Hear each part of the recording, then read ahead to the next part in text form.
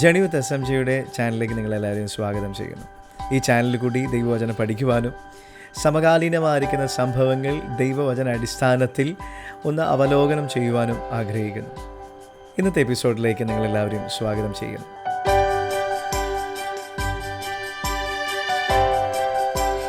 നമ്മുടെ കേരളം സമ്പന്നമായ സാംസ്കാരിക പൈതൃകത്തിൻ്റെയും വിദ്യാഭ്യാസ പുരോഗതിയുടെയും നാടാണല്ലോ. എന്നാൽ ഈയിടെയായി വർദ്ധിച്ചു വരികയും നമ്മെ എല്ലാം വല്ലാതെ അസ്വസ്ഥതപ്പെടുത്തുന്നതുമായ ഒരു പ്രവണതയെക്കുറിച്ച് നാം ആലോചിക്കേണ്ടതുണ്ട്.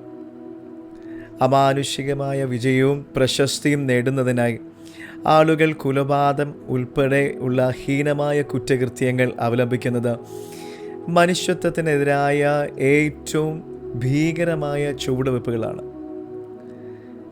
ഇന്നത്തെ കാലത്ത് മദ്യത്തിൻ്റെയും മയക്കുമരുന്നിൻ്റെയും ആസക്തികളും മാന്ത്രിക വിദ്യയും അന്ധവിശ്വാസവും പോലുള്ള ഗുരുതരമായ സാമൂഹിക വിപത്തുകൾ സമൂഹം നേരിട്ടുകൊണ്ടിരിക്കുന്നു.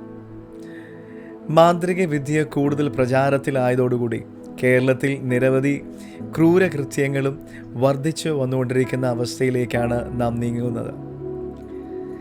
ഇത് സമൂഹത്തിൻ്റെ മാനസിക ആരോഗ്യത്തെയും സുരക്ഷയെയും ബാധിക്കുന്നു. എന്നാൽ ഇത് യഥാർത്ഥ വിജയത്തിലേക്കോ പ്രശസ്തിയിലേക്കോ ഉള്ള ഒരു പാതയല്ല, മറിച്ച് ഇത് വലിയൊരു ദുരന്തത്തിലേക്കുള്ള ഒരു വഴിയാണ്. ഇന്നത്തെ സമൂഹം നിരവധി അതിക്രമങ്ങളും ക്രൂരതകളും ആക്രമണങ്ങളും കണ്ടുകൊണ്ടിരിക്കുകയാണല്ലോ.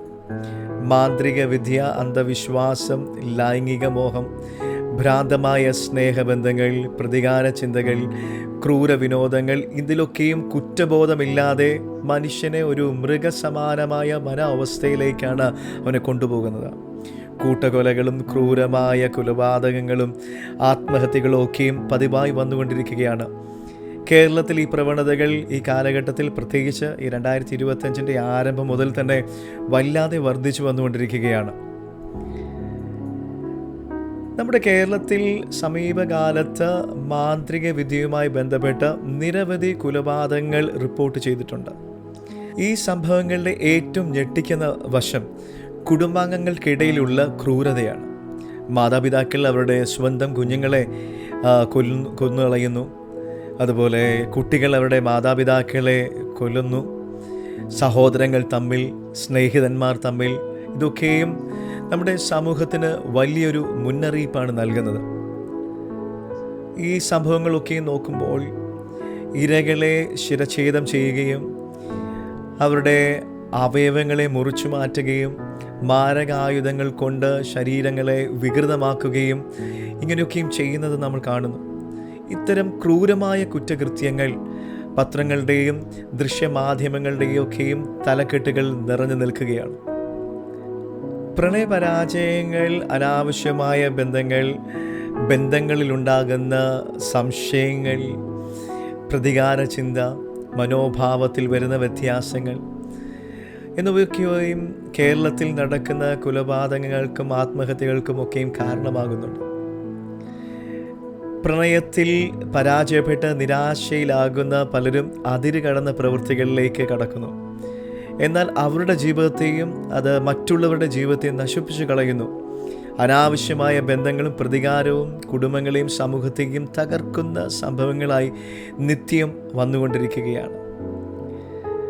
ഇന്നത്തെ ഡിജിറ്റൽ കാലഘട്ടത്തിൽ വിദ്യാർത്ഥികളും യുവാക്കളും അതിക്രൂരതയും ആക്രമണങ്ങൾ നിറഞ്ഞതുമായ വീഡിയോകളും ഗെയിമുകളും കണ്ടുകൊണ്ടിരിക്കുന്നു. സിനിമകളും വെബ് സീരീസുകളും മാനവികതയുടെ ഇല്ലായ്മ ഉണ്ടാകുന്ന രീതിയിലാണ് അതിനെ ആസൂത്രണം ചെയ്തിരിക്കുന്നത്. ഇൻ്റർനെറ്റ്, ഗെയിമുകൾ, സിനിമകൾ എന്നിവയിലൂടെയൊക്കെയും കുട്ടികളും യുവാക്കന്മാരും, എന്തിനേറെ പറയുന്നു പ്രായമുള്ളവർ പോലും അനായാസമായിരിക്കുന്ന ഹിംസാത്മകമായ ഉള്ളടക്കത്തിലേക്ക് ആകർഷിക്കപ്പെട്ടുകൊണ്ടിരിക്കുന്നു.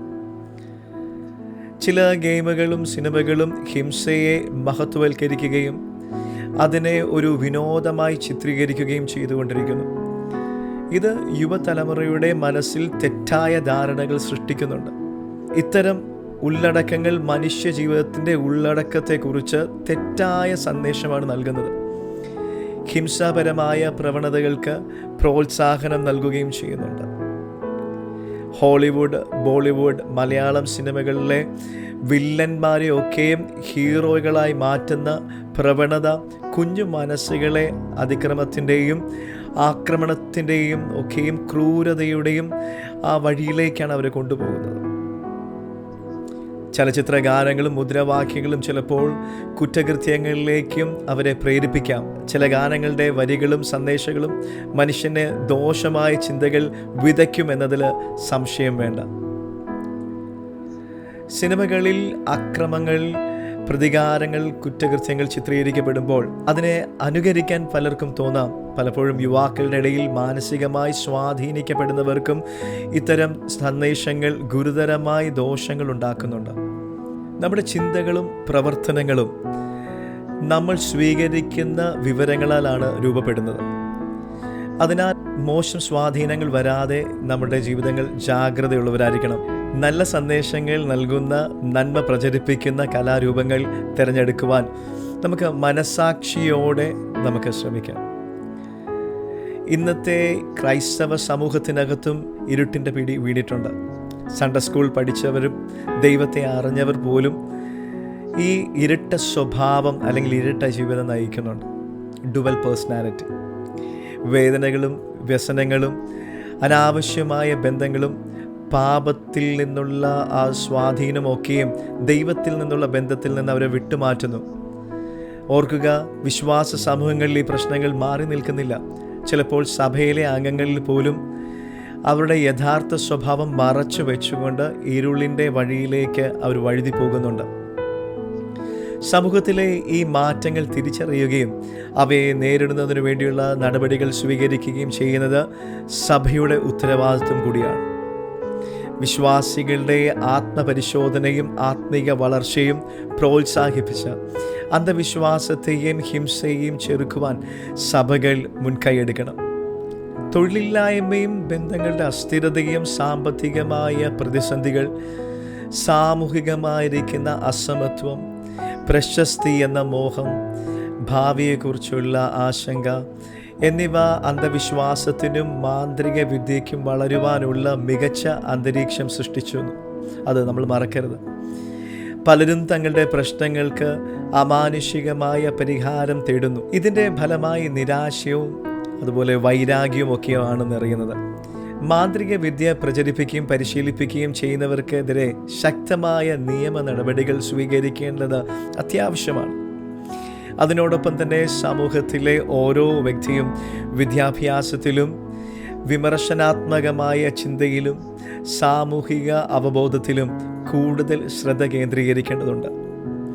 യുക്തിയെയും അനുകമ്പയെയും മനുഷ്യത്വത്തെയും വിലമതിക്കുന്ന ഒരു സമൂഹം അത് നിർമ്മിക്കുവാനുള്ള ഉത്തരവാദിത്വം നമുക്ക് ഏവർക്കുമുണ്ട്. അത് മറന്നു കളയുവാൻ കഴിയത്തില്ല.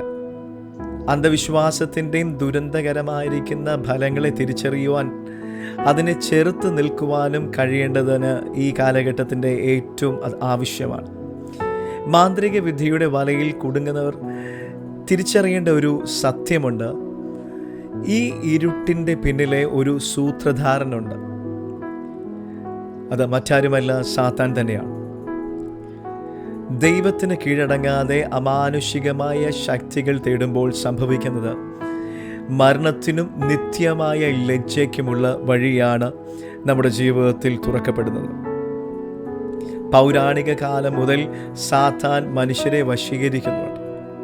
ഇതിൻ്റെ ഫലമായി അവർക്ക് തങ്ങളുടെ യഥാർത്ഥ സ്വഭാവം നഷ്ടപ്പെടുന്നു. ജീവിതത്തിൽ പ്രാധാന്യമുള്ളതൊക്കെയും അവർക്ക് നഷ്ടപ്പെടുന്നു. എന്നാൽ ഇതിൽ നിന്ന് രക്ഷപ്പെടുവാനുള്ള ഒരു വഴിയുണ്ട്. ദൈവിക വഴിയിലേക്ക് മടങ്ങി വരിക എന്നുള്ളതാണ്. ദൈവത്തിൻ്റെ ജ്ഞാനം തേടുന്നതിലൂടെയും തിന്മ ഉപേക്ഷിക്കുന്നതിലൂടെയും ഈ വിനാശകരമായ പാതയിൽ നിന്ന് മോചനം നേടുവാൻ കഴിയും. യേശു ക്രിസ്തുവിലൂടെ ലഭിക്കുന്ന നിത്യ രക്ഷയും ചിട്ടയായ ജീവിതവും പിന്തുടരുമ്പോൾ ഈ അന്ധകാരത്തിൽ നിന്ന് നമുക്ക് മോചനം നേടുവാൻ കഴിയും. ബൈബിളിൽ ഇതിൻ്റെ ഒത്തിരി ഉദാഹരണങ്ങൾ നമുക്ക് കാണുവാൻ കഴിയും. പ്രത്യേകിച്ച് പുതിയ നിയമ പുസ്തകത്തിൽ ശിമയോൻ എന്ന വ്യക്തിയുടെ ജീവിതത്തിൽ ഉണ്ടായ പരിവർത്തനം അതിന് ഒരു ഉത്തമ ഉദാഹരണമാണ്. അപ്പോസ്തല പ്രവൃത്തികളുടെ പുസ്തകത്തിൽ ശമരിയായിലെ മാന്ത്രികനായ ശിമയോൻ എന്ന ഒരാളുടെ കഥ നമുക്ക് കാണുവാൻ കഴിയും. അദ്ദേഹം മാന്ത്രിക വിദ്യയിൽ മുഴുകിയിരുന്നുവെങ്കിലും ക്രിസ്തുവിൻ്റെ വചനം താൻ കേട്ടപ്പോൾ തൻ്റെ ജീവിതത്തിന് വലിയൊരു മാറ്റം സംഭവിച്ചു. അവൻ വിശ്വസിക്കുകയും സ്നാനം സ്വീകരിക്കുകയും ചെയ്തു. ഇതോടെ അവൻ്റെ ജീവിതം തികച്ചും ഒരു പുതിയൊരു ദിശയിലേക്ക് മാറുവാനിടയായി. മാത്രമല്ല, എഫെസോസ് എന്ന പട്ടണത്തിൽ ഒരു വലിയ സംഭവം നടന്നതായി വിശുദ്ധ വേദപുസ്തകം നമ്മെ പഠിപ്പിക്കുന്നു. പൗലോസിൻ്റെ സന്ദേശം കേട്ട വലിയൊരു കൂട്ടം മാന്ത്രിക വിദ്യക്കാരും മന്ത്രവാദികളും അവർ ധീരമായ തീരുമാനമെടുത്തു. വളരെ വിലമതിക്കുന്ന ഏകദേശം 50,000 വെള്ളിക്കാശിന് തുല്യമായ വിലയുള്ള മാന്ത്രിക പുസ്തകങ്ങൾ അവർ കത്തിച്ചു കളഞ്ഞു. ജീവനുള്ള ക്രിസ്തുവിനെ കണ്ടുമുട്ടുമ്പോൾ ജീവിതം എത്രത്തോളം മാറുമെന്നത് ഈ സംഭവങ്ങൾ വ്യക്തമാക്കുന്നു. ക്രിസ്തുവിൻ്റെ സുവിശേഷം ഇന്നും മനുഷ്യരിൽ അതേ പരിവർത്തന ശക്തി അയക്കും. നമ്മുടെ ജീവിതത്തിലേക്ക് യേശു ക്രിസ്തുവിനെ ക്ഷണിക്കുകയും അവൻ്റെ സംരക്ഷണവും മാർഗനിർദ്ദേശവും തേടുകയും ചെയ്യണം. യഥാർത്ഥ വിജയവും പ്രശസ്തിയും ദൈവത്തിൽ നിന്ന് മാത്രമാണ് ലഭിക്കുന്നത്. അതിന് എളുപ്പ വഴികളില്ല. നമ്മുടെ ലക്ഷ്യങ്ങൾ നേടുന്നതിന് ദൈവം തന്നെയാണ് ശക്തിയും ജ്ഞാനവും ബുദ്ധിയും നമുക്ക് നൽകുന്നത്. അതിനാൽ സാത്താൻ്റെ ഭോഷ്കുകളിൽ അല്ലെങ്കിൽ അവൻ പറയുന്ന നുണകളിൽ വശീകരിക്കപ്പെടാതെ യേശു ക്രിസ്തുവിലൂടെ ലഭിക്കുന്ന നിത്യജീവനും രക്ഷയും നമുക്ക് തിരഞ്ഞെടുക്കാം. അത് വരുവാനുള്ള ലോകത്തിലും ഇഹലോകത്തിലും നമുക്ക് നന്മകൾ ലഭ്യമാകും. വരുവാനുള്ള ഈ കാലഘട്ടത്തെക്കുറിച്ച് വിശുദ്ധ വേദപുസ്തകം നമ്മളെ അറിയിക്കുന്നുണ്ട്. വിശുദ്ധ വേദപുസ്തകം പറയുന്നത് ഇത് അവസാന കാലഘട്ടമാണ്. ഈ കാലഘട്ടത്തിൽ അന്ധവിശ്വാസവും അധാർമികതയും പെരുകും. 1 തീമോഥെയോസിൻ്റെ ലേഖനം 4-ാം അധ്യായം അതിൻ്റെ 1-ാം വാക്യം ഇങ്ങനെ വായിക്കുന്നു: എന്നാൽ ഭാവി കാലത്ത് ചിലർ വ്യാജാത്മാക്കളെയും ഭൂതങ്ങളുടെ ഉപദേശങ്ങളെയും ആശ്രയിച്ച് ഭോഷ്ക് പറയുന്നവരുടെ കപടത്താൽ വിശ്വാസം ത്യജിക്കുമെന്ന് പരിശുദ്ധാത്മാവ് തെളിവായി പറയുന്നു. 2 തീമോഥെയോസിൻ്റെ ലേഖനം 3-ാം അധ്യായം അതിൻ്റെ 1 മുതൽ 5 വരെയുള്ള വാക്യങ്ങൾ വായിക്കുമ്പോൾ അന്ത്യകാലത്ത് ദുർഘട സമയങ്ങൾ വരും എന്നറിയുക. മനുഷ്യർ സ്വസ്നേഹികളും ദ്രവ്യാഗ്രഹികളും വമ്പ് പറയുന്നവരും അഹങ്കാരികളും ദൂഷകന്മാരും അമ്മയപ്പന്മാരെ അനുസരിക്കാത്തവരും നന്ദി കെട്ടവരും അശുദ്ധരും വാത്സല്യമില്ലാത്തവരും ഇണങ്ങാത്തവരും ഏഷണിക്കാരും അജിതേന്ദ്രിയന്മാരും ഉഗ്രന്മാരും സൽഗുണദോഷികളും ദ്രോഹികളും ധാർഷ്ട്യന്മാരും നിഗളികളുമായി ദൈവപ്രിയമില്ലാതെ ഭോഗപ്രിയരായി ഭക്തിയുടെ വേഷം ധരിച്ച് അതിൻ്റെ ശക്തിയെ ത്യജിച്ചു കളയുന്നവരുമായിരിക്കും. അങ്ങനെയുള്ളവരെ വിട്ടൊഴിയുക. ബൈബിൾ വ്യക്തമാക്കുന്നത് ലോകം ക്രമേണ ഇരുട്ടിലേക്ക് നീങ്ങുമെന്നാണ്. ഇത് അന്ത്യകാലമാണ്. ഈ കാലത്ത് യേശു കർത്താവിൻ്റെ 2-ാം വരവുണ്ടാകുമെന്നുള്ളതിൻ്റെ സൂചനകളാണ്. പാരമ്പര്യ ക്രിസ്തീയ ജീവിതം അല്ലെങ്കിൽ നോമിനൽ ക്രിസ്ത്യാനിറ്റി അത് നമ്മെ രക്ഷിക്കുകയില്ല. നാം സത്യമറിയുകയും ദൈവവചനം ആഴത്തിൽ പഠിക്കുകയും ആത്മാവിലുള്ള ജീവിതം നയിക്കുകയും ചെയ്യണം. ഈ കാലഘട്ടത്തിൽ പിശാച് അവൻ്റെ അവസാന നിമിഷം എത്തി എന്ന് അറിഞ്ഞ് വളരെ ക്രോധത്തോടെ മനുഷ്യനെ എങ്ങനെയും തെറ്റിച്ച് കളയണമെന്നുള്ള ശ്രമത്തിലാണ് ആയിരിക്കുന്നത്. ശരിയല്ലേ? ഈ കാലഘട്ടത്തിൽ അതല്ലേ നാം കാണുന്നത്. ഇവയെല്ലാം നമ്മുടെ കർത്താവായ യേശുക്രിസ്തുവിൻ്റെ 2-ാം വരവിൻ്റെ സൂചനയാണ്. നാം ആത്മീയരായി സജ്ജരാകേണ്ട സമയമായി. പരിശുദ്ധാത്മാവിൻ്റെ സഹായം നമ്മുടെ ജീവിതത്തിലുണ്ടാകുകയും വിശുദ്ധ ജീവിതം നയിക്കേണ്ടതുമുണ്ട്.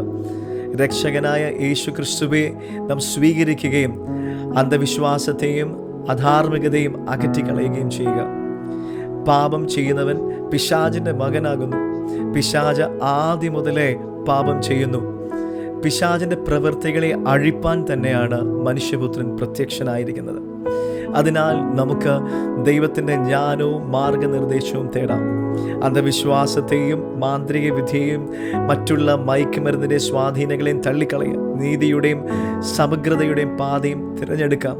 ദൈവത്തിൻ്റെ സ്നേഹത്തിലേക്ക് മടങ്ങി വരാം. സുരക്ഷിതത്വവും അനുകമ്പയും ഉള്ളതായ ഒരു തലമുറയെ, ഒരു സമൂഹത്തെ സൃഷ്ടിപ്പാൻ നമുക്ക് ഒരുമിച്ച് പ്രവർത്തിക്കാം. നമുക്ക് ഒരുമിച്ച് കൈകോർക്കാം.